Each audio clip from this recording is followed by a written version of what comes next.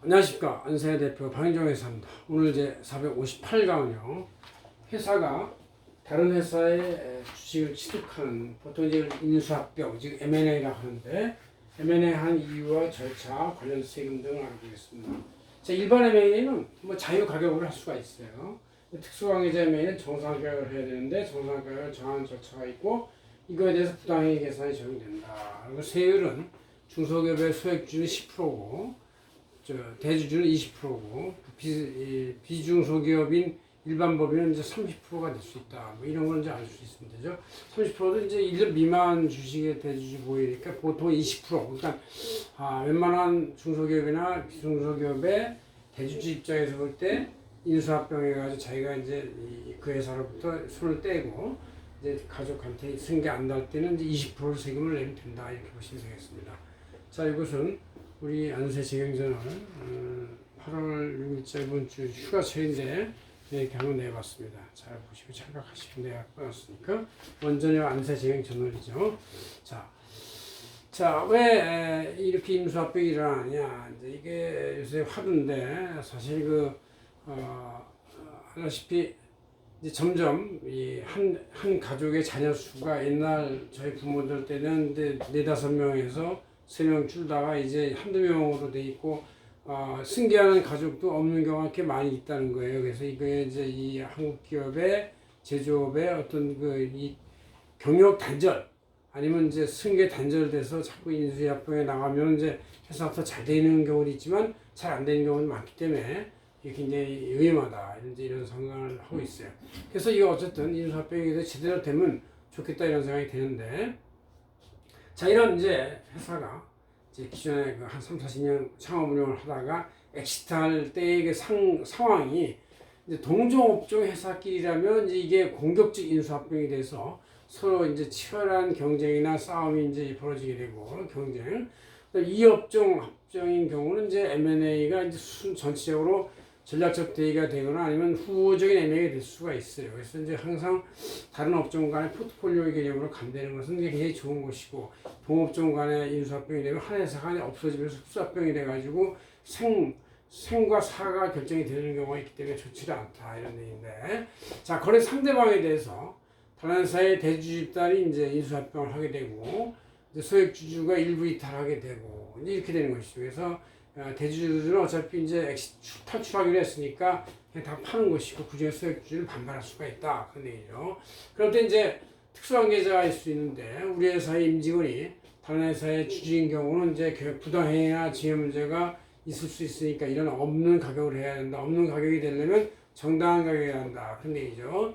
이럴 때 이제 가격의 문제에 있어서는 그 비상장 법인의 주식 가격을 평가를 해야 되는데 제3자이면 이제 자유협상 가격으로 결정할 수가 있어요. 그냥 쌍방 간에 가격을 합의하면 되는 거예요. 근데 이제 특수한 계좌나 임직원 대주주의 경우는 상속증여세법상의 법정 평가 가격을 해야 되는데 이때 법정 평가 가격은 일주당 가액에 대해서 회사의 순자산 가치, 즉 총자산에서 부채를 뺀 나머지 순자산 가치를 자수익수로 나누면 한 주당의 순자산 가치가 나오는데 그거에 40%를 하고, 그다음 최근 3년간의 순이익에 대해서 최근 3은 3, 2, 1 이렇게 가중치를 적용해가지고 평균가를 구한 다음에 이거를 이제 10% 나눠요. 10% 나눈다는 얘기는 이자율로 나눈다는 얘기인데 이거는 결국 10배를 곱한다는 얘기고, 10배 곱한다는 얘기는 예를 들어서 1년에 10억의 이익을 나는 회사는 수익가치가 100억이라는 얘기예요.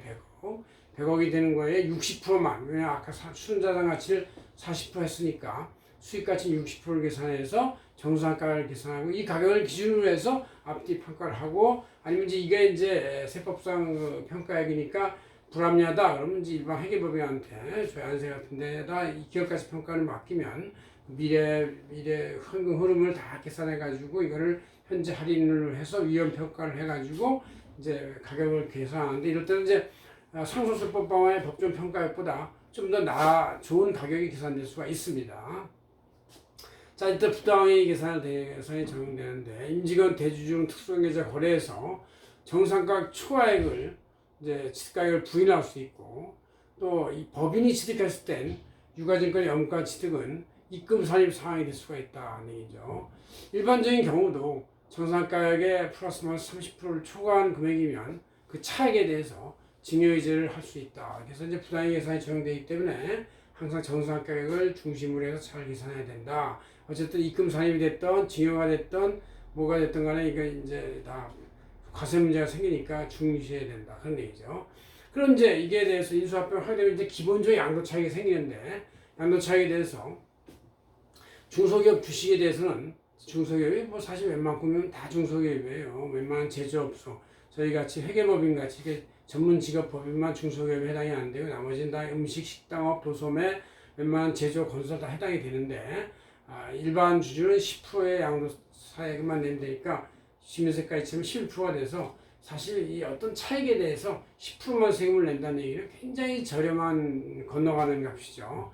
물론 이 중에서 중소기업이라 할지라도 대주주는 20%의 세율을 부담하게 되고 비중소기업의 주식에 대해서는 이제 그 20%의 세율을 기본으로 하면서 대주주가 1년 미만 보유한 경우에 주식의 양도에는 30%의 세율이 적용된다. 그러니까 이 기업 인수합병할 때 세율은 중소기업의 일반주주 10%, 대주주 20%, 비중소기업도 20%, 1년 미만 비중소기업은 30% 이렇게 이제 10, 20, 30 이렇게 올라간다 이렇게 생각하면 되겠죠.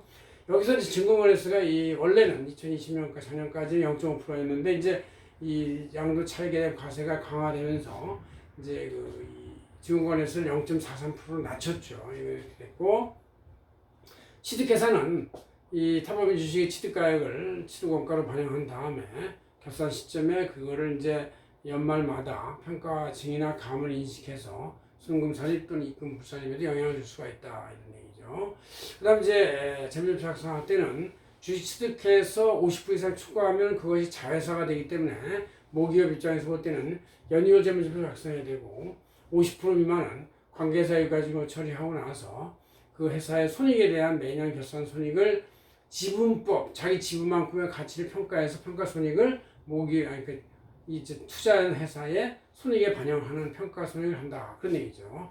이와 같이 해서 우리가 일반적 M&A하고 특성 M&A 부당이익이 낀다는 거, 그 다음에 세율이 30%라는 것, 재무제표를 작성하는데 연결제 비중을 수할 수도 있고 관계사의 경우는 지분법 평가 손익을 반영한다는 거, 이런 세 가지를 알아두면 되겠습니다. 고맙습니다. 안세현 대표 방종이었습니다.